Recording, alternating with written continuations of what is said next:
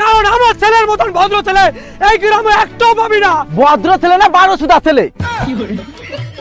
আমি আজকে নিজের চোখে এই দুটো দেখছি গাঁজা খাতি, শুধু তোমার স্থল পালাই গেল বলে ওটা ধরতে পারলাম না। ও মা,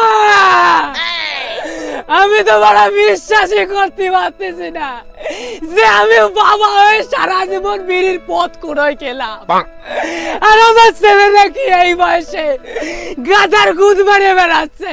সে তুমি বিশ্বাস করো আর না করো, এটাই বাস্তব। বাস্তবের কার বাড়ি?